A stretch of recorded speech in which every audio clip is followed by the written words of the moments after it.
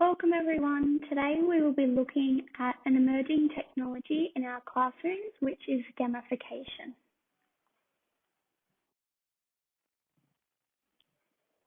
According to the Department of Education, gamification is defined as a way of increasing student engagement and learning by multiple game-like elements in learning. Gamification in STEM often uses digital technology, for example, gamified learning software, such as Khan Academy.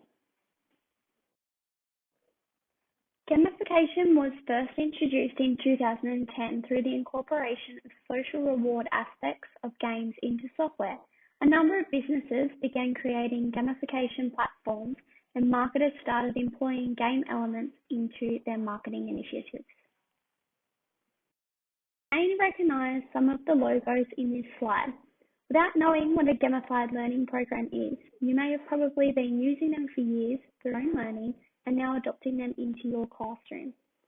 The most common learning platform is Kahoot. We've all heard of Kahoot. This is a perfect program to create, share, and play learning games or trivia quizzes within minutes, an extremely successful learning platform in the classroom. So you may be wondering how to identify if a program is gamified. So on this slide, you can see all the incentives that are used in gamified programs to encourage continuous learning. These elements were identified in a research article by Yan-Fu Wang, including points, ranking, feedback, progress bars, scoring, rewards, and leaderboards. You will recognize a lot of these incentives in any type of game that you play, even yourself, within the classroom. It is something that encourages students to strive for a higher result. The SEMA model is a framework created by Dr. Rubin that categorizes 4 different degrees of classroom technology integration. The SEMA model consists of 4 steps: substitution, representing S, augmentation, representing A, modification, representing M, and redefinition, representing the R. Substitution and augmentation are considered enhancement steps, while modification and redefinition are transformation steps.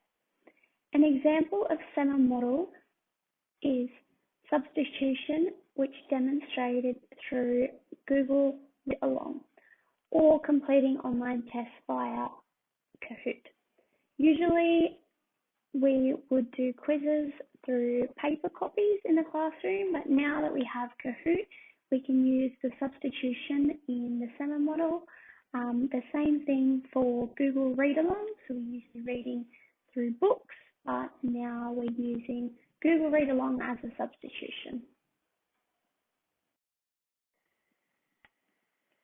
This image here gives us a brief description of Mayer's principles.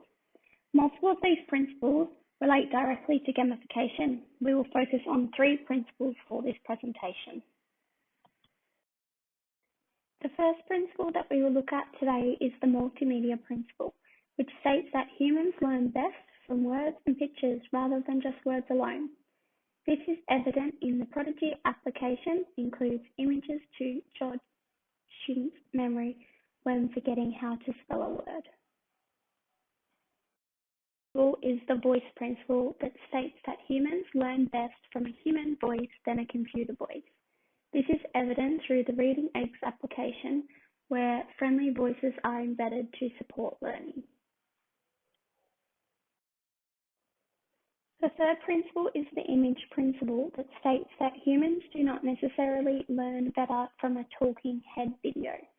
Most learners are visual learners, hence why using images and videos is a more practical learning method.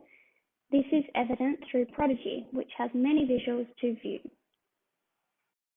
When looking at gamification in the classroom, you can see that their programs are always interactive and allow for multiple peers to join and compete against each other, creating a folk learning space. Majority of gamified programs are free to use or require a small subscription price that can be purchased as bulk, allowing access for the entire school. Most gamified programs have a tutorial at the beginning of use to explain how to use the program. There is a significant amount of labeling to make the program less stressful. As you are now aware, gamification is used excessively throughout the school day and will be extended even further as technology continues to evolve. A gamification platform that relates directly to our maths discipline area is Prodigy. Prodigy allows teachers to spend less time grading and more time teaching. As students play, assign curriculum-aligned skill practice, gather insights, and easily pinpoint learning gaps. An English-focused gamification platform includes reading eggs. The benefit of using reading eggs in the classroom is that it provides children with a one-on-one learning environment, which means that they can learn at a rate that suits their level of ability and progress. Children are also able to repeat lessons in order to overcome any difficulties.